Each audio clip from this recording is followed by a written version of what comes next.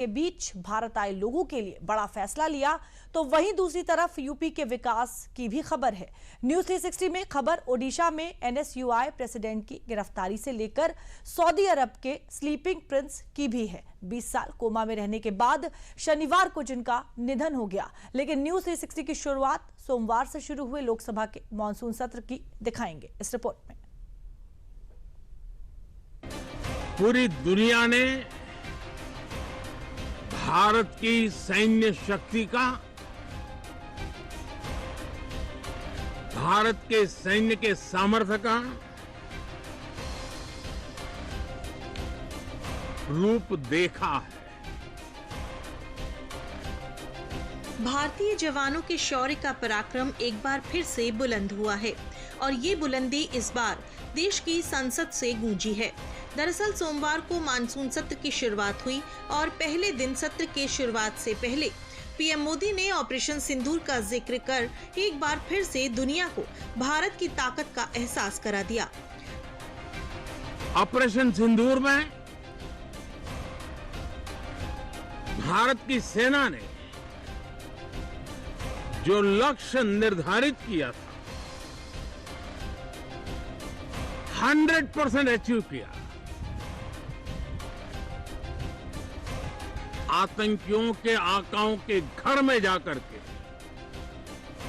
22 minute के भीतर operation सिंदूर के तहत उसको जमींदोज कर दिया गया और इसमें मेड इन इंडिया सैन्य शक्ति का ये नया स्वरूप, इस पर भी दुनिया बहुत आकर्षित हुई है। इन दिनों विश्व के जिन जिन लोगों से मिलना होता है तो भारत के इस मेड इन इंडिया जो औजार तैयार हो रहे हैं उसके प्रति दुनिया का आकर्षण बढ़ रहा है। ऑपरेशन सिंदूर का सफल होना सिर्फ एक सैन्य कार्रवाई ही नहीं थी, बल्कि ये पूरे हिंदुस्तान की एकजुटता का वो संदेश भी था जिसका फायदा सीमा पार से दुश्मन उठाने की कोशिश करता है। और हिंदुस्तान की इसी एकजुटता का नतीजा भी है कि पूरी दुनिया के सामने भारत के पक्ष और विपक्ष के सांसदों ने पाकिस्तान का सच उजागर किया और इसी के बाद पहलगाम आतंकी हमले की जिम्मेदारी लेने वाला TRF आज वैश्विक आतंकी संगठन घोषित हो गया। पीएम मोदी ने इस एकजुटता को भी सराहा। साथियों, पहलगाम की क्रूर अत्याचार, नरसंहार पूरी दुनिया चौंक उठी थी। आतंकवादी और आतंकवादी के आके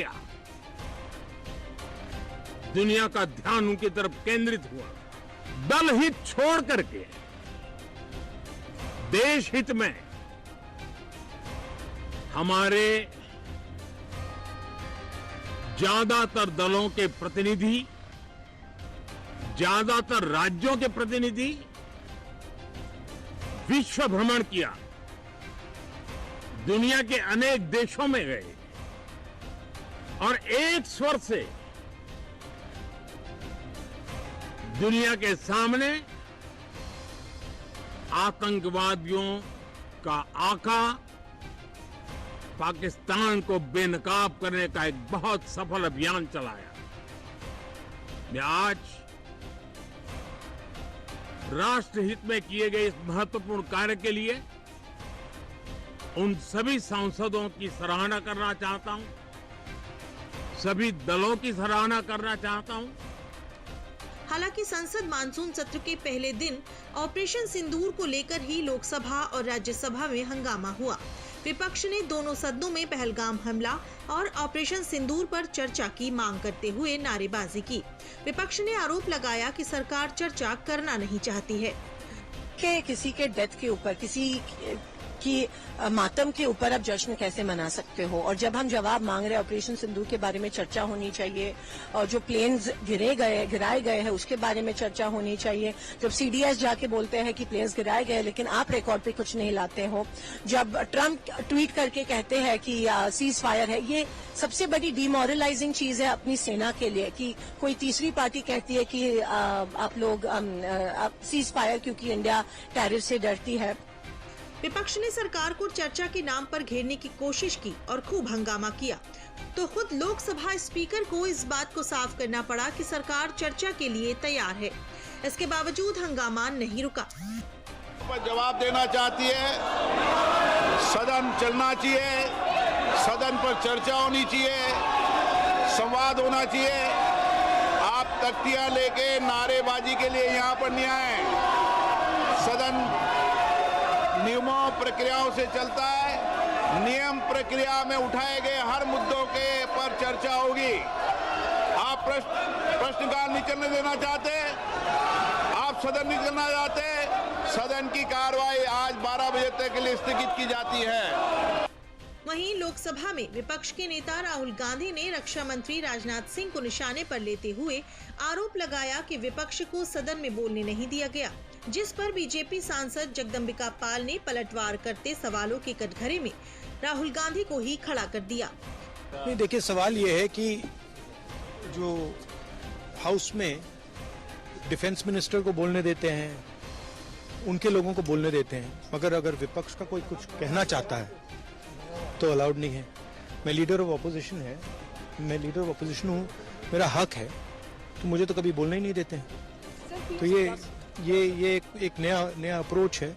आखिर सदन चलने दें, सदन में हंगामा खड़ा करना ये कांग्रेस की आदत बन गई है, क्योंकि खुद राहुल गांधी सदन में नहीं बैठते हैं।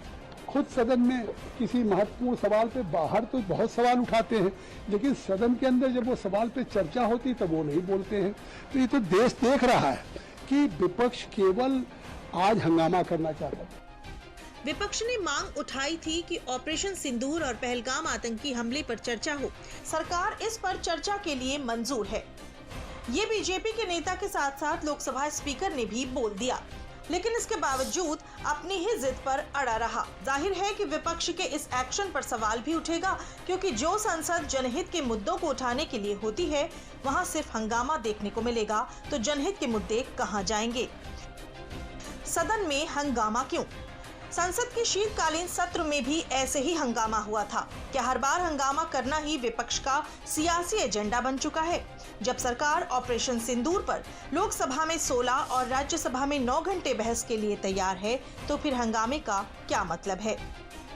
सवाल यह है कि अगर ऐसे हंगामे होते रहेंगे तो सदन में नए बिल कब पेश किए जाएंगे, कब इन पर चर्चा होगी? इस बार का मानसून सत्र 21 जुलाई से 21 अगस्त यानी करीब 1 महीने तक चलना है। इसमें 8 नए जबकि 7 लंबित बिल पेश होने के लिए पड़े हैं। मणिपुर जीएसटी संशोधन बिल 2025, टैक्सेशन लॉ संशोधन बिल 2025, जन विश्वास संशोधन बिल 2025, भारतीय प्रबंधन संस्थान संशोधन bill 2025, national sports governance bill 2025, national anti doping संशोधन बिल 2025, भू विरासत स्थल और भू अवशेष बिल 2025, खान और खनिज संशोधन बिल 2025, लंबित bill, income tax bill 2025, Indian ports bill 2025, merchant shipping bill 2024, coastal shipping bill 2024, समुद्र माल परिवहन bill 2024, bill of lading bill 2024, Goa विधानसभा निर्वाचन क्षेत्रों में अनुसूचित जनजातियों के प्रतिनिधित्व का पुनर्समायोजन बिल 2024। ये लंबित वाले वो बिल हैं जो पहले संसद सत्रों में नहीं पास हो पाए, जिनका मुख्य कारण हंगामा रहा है। अब एक गंभीर सवाल ये है कि आखिर इसका जिम्मेदार कौन होगा, क्योंकि ये सभी बिल जनता से जुड़े मुद्दे को लेकर थे, रोजगार संभावनाओं को लेकर थे, और ये अब पेश नहीं हुए तो इससे नुकसान तो आम जनता का ही हुआ है, साथ ही जनता के करोड़ों रुपयों की बर्बादी भी हुई है। सदन की कार्यवाही में हर मिनट खर्च करीब 2.5 लाख रुपए का खर्च आता है। 1 घंटे में खर्च में करीब 1.5 करोड़ रुपए का खर्च आता है। वहीं एक दिन में सदन की कार्यवाही में 6 घंटा का खर्च आता है, जबकि एक दिन में सदन का खर्च करीब 9 करोड़ रुपए आता है। सोचिए, जब हंगामे के कारण सदन को स्थगित कर दिया जाता है तो कितने करोड़ों रुपए की बर्बादी होती है और ये पैसा आम जनता का होता है। तो जाहिर है कि इस हंगामे पर सवाल उठेगा ही, क्योंकि पिछले कई सत्रों से विपक्ष का हंगामा करना मानो परंपरा सी बन गई है। फिलहाल विपक्ष ने जिन मुद्दों पर चर्चा की मांग की थी, सरकार उन पर चर्चा के लिए तैयार है और अब देखने वाली बात यह है कि सदन बिना हंगामे के चल पाएगा या नहीं।